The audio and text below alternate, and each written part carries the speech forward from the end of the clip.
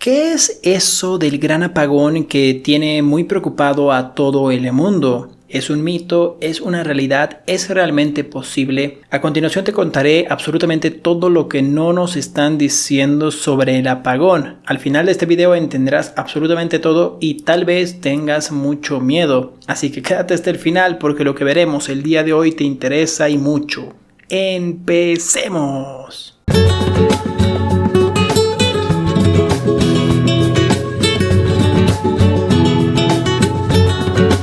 Rubén Lijo, ingeniero eléctrico, explica por qué el gran apagón, si bien es posible, no es demasiado probable, y en caso de que sí lo sea, deberíamos tener mucho miedo. Miedo es lo que vende, porque es lo que nosotros decidimos comprar. Lo apocalíptico está de moda, tanto en las ficciones que alimentan a Hollywood como aquellas con las que se nutren los medios. El famoso clickbait es fácil cuando decidimos apelar a nuestros instintos de supervivencia. Creer que podemos estar en riesgo es aterrador, y no importa lo poco probable que sea ese peligro. Son muchos quienes solo necesitan que sea remotamente posible. Pero ¿y qué cuando esto no es simplemente un canto de lobo, sino que es algo que realmente puede suceder, pero está enfrascado y camuflado con un clickbait? La pandemia nos debería haber enseñado a ser cautos y no tomar cualquier cosa como si fuera una exageración, pero a su vez era de esperar que hubieran despertado en nosotros el pensamiento crítico, una duda metódica que nos alejara de bulbos y noticias falsas, asteroides, tormentas solares y otras catástrofes naturales que nos amenazan desde la tinta de los periódicos, las ondas de radio y los píxeles del televisor, pero que en el mundo real nunca cumplen sus amenazas. Ahora le ha tocado el turno a un nuevo apocalipsis, el gran apagón, y la pregunta está en el aire: ¿acaso hemos de preocuparnos o es tan solo una película más?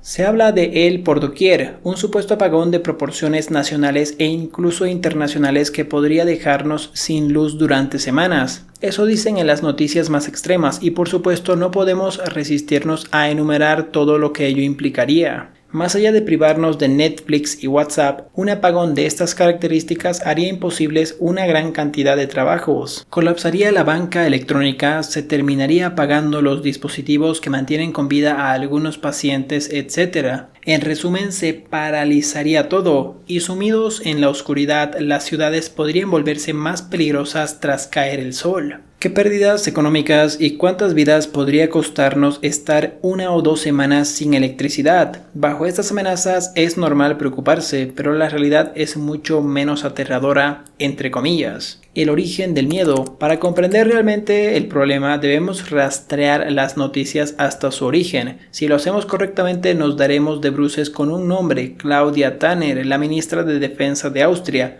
Ahí es donde se pierde el rastro, no parece haber nada antes de ella, solo su palabra. La noticia nació el 6 de octubre al comenzar Tanner una campaña a través del canal de YouTube de las Fuerzas Armadas. No había argumentos, tan solo la amenaza de un gran apagón, pendiendo sobre la cabeza de los ciudadanos. ¿Por qué han mostrado repentinamente tanto interés en este peligro? ¿Acaso hay información nueva y crucial que no tuviéramos antes? En palabras del ingeniero eléctrico Rubén Lijo, especialista en sistemas eléctricos de potencia y divulgador en Sígueme la Corriente, no ha cambiado nada, simplemente han decidido prepararse para un evento altamente improbable y los medios de comunicación han cebado la bola del miedo. Y aquí es importante desglosar los motivos que hay tras la elección de la palabra improbable, porque no sería la primera vez que lo improbable decide hacer una excepción y presentarse poniendo a nuestra civilización patas arriba. Hay eventos improbables porque simplemente ocurren poco, como por ejemplo que te toque la lotería, pero hay personas a las cuales les toca. Sin embargo, si jugamos el tiempo suficiente, sean los miles de años que sean, se vuelve muy probable que termine pasando. Frente a esto, hay otros hechos también improbables, pero que rozan lo imposible.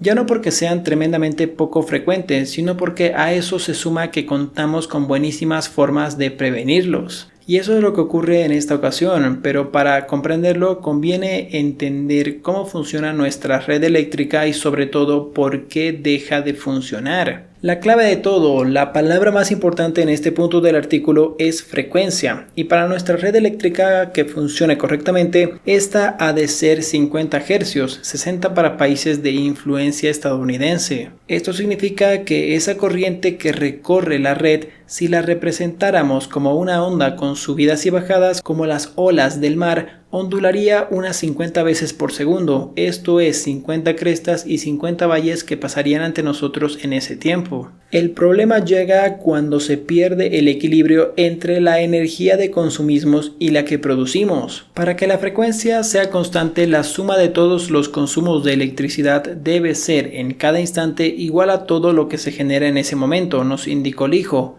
En casos, añade, cualquier perturbación de suficiente magnitud que ocasione una variación de frecuencia tan grande e incontrolable que no se pueda mitigar para producir el colapso del sistema eléctrico. Cuando hablamos de estos desequilibrios entre generación y consumo, hablamos en realidad de cortocircuitos, paradas por mantenimientos, pérdidas de generación por el motivo que sea, etc. Eventos que en realidad son bastante frecuentes pero no solemos percibir. Para Rubén Lijo, estas son buenas noticias porque demuestra que estamos preparados para controlar estos imponderables gracias a que los sistemas eléctricos están planificados con cierto mallado que proporciona caminos redundantes para el flujo de energía y además los sistemas de protección y control garantizan que en caso de haber una avería, ésta se pueda aislar correctamente y no se propague por la red. Por eso, cuando hay un apagón no tiene lugar un efecto dominó de proporciones nacionales, sino suele ser local simplemente.